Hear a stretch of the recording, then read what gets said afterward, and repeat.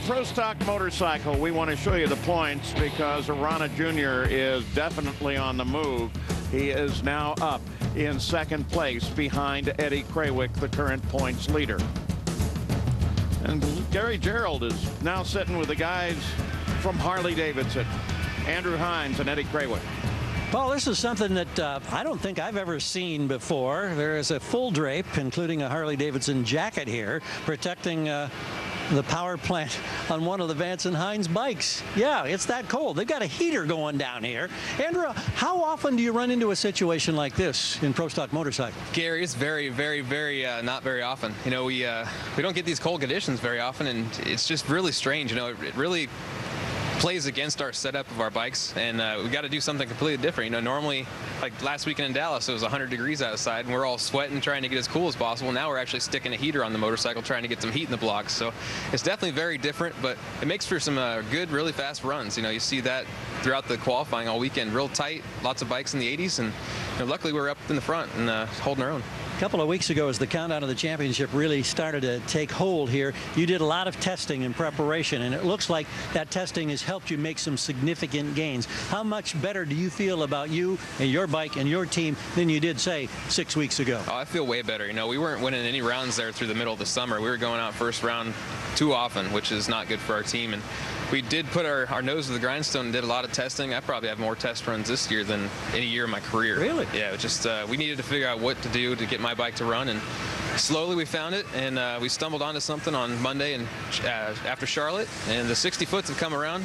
It's a little inconsistent here and there, but we're still learning. We got such a new setup in there, we have to redo all our notes again and figure out what we need to do, and we're learning stuff with both bikes, and we can make a change and go back from a 113 back to a 106 or 105 instead of being stuck around 109 60 foots. Well, progress for Andrew, and of course his teammate Eddie Kraweic, who's just kind of playing it nonchalantly over here, just trying to stay warm like we all are. I want to ask you a couple of different things. You are setting the pace as the leader in Pro Stock Motorcycle in the countdown to the championship. How much do you think about that? You know, I try not to, actually. I have an awesome motorcycle. I've had an awesome motorcycle all year, and just, you know I have it. I know I have the machine. I have to be there, and I've been trying to focus and do the best I can.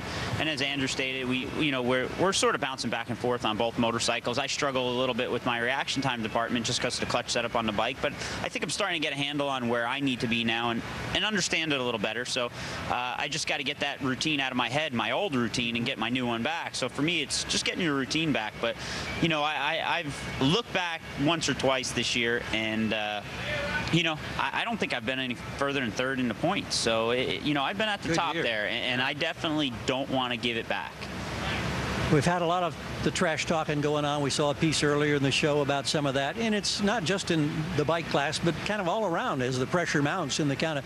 Is that done? Is that everything good in your mind?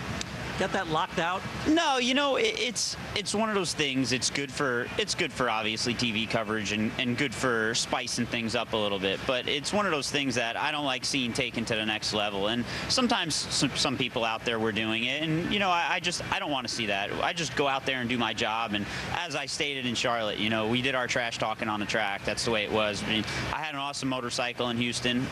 In Dallas. Unfortunately, I couldn't get the job done there. But you know, more important, you just go out there and you race. That's what we're here to do. That's what we're paid to do, is be racers and not trash talkers and not run our mouth. Let's go out there and let's just have good motorcycles and good races. And of course, as these guys go about their business, let's remember there's one standard yet to be broken in motorcycle ranks. That's the 200-mile-per-hour barrier. And this guy right here, that smile tells you he'd like to be the first to do it. I certainly would. Oh, Eddie Kraweic lights up every time you say that.